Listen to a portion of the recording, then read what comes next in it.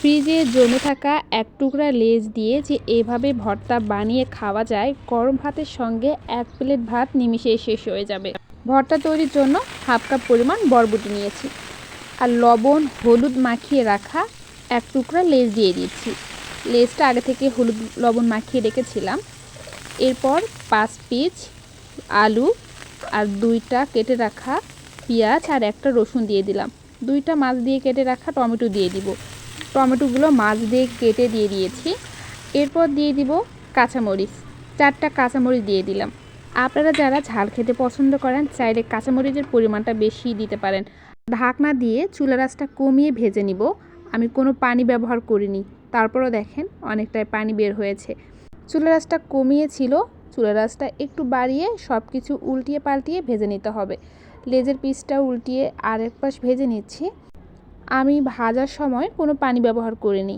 আলু বরবটি টমেটো সব কিছু সেদ্ধর জন্য ঢাকনা দিয়ে আমি ভেজে নিয়েছি। আর এইদিকে অনেকটাই তেল উঠে আসছে।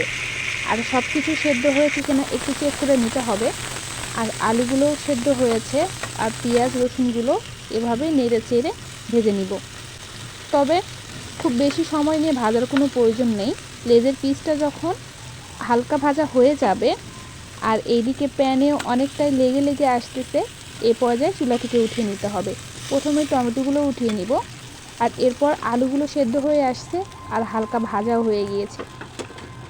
সব শেষে আমি বরবটি আর লেজগুলো উঠিয়ে নিব। এর থেকে বেশি ভাজার প্রয়োজন নেই, এর থেকে বেশি ভাজলে বরবটিগুলো শক্ত হয়ে যাবে। আর একটা বাটিতে উঠিয়ে নিয়েছি।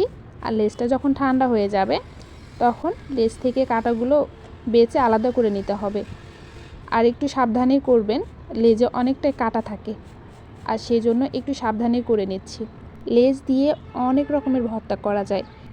লেজ কি করবেন যারা ভেবে পান না, এভাবে চাইলে ভর্তা বানিয়ে খেতে পারবেন।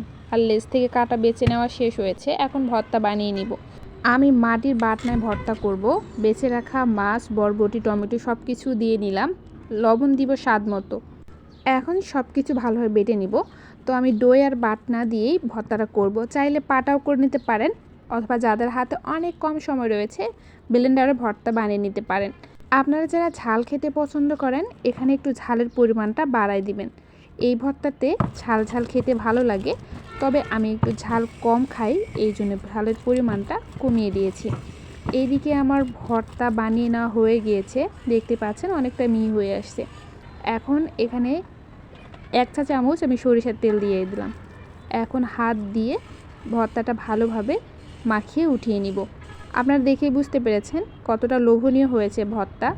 বরবটি আর লেজ দিয়ে বানানো ভর্তা এতটা মজা হবে আমি কখনোই ভাবতে পারিনি।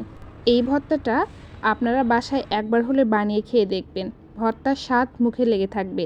আজকের রেসিপি এ পর্যন্তই। ধন্যবাদ সবাইকে।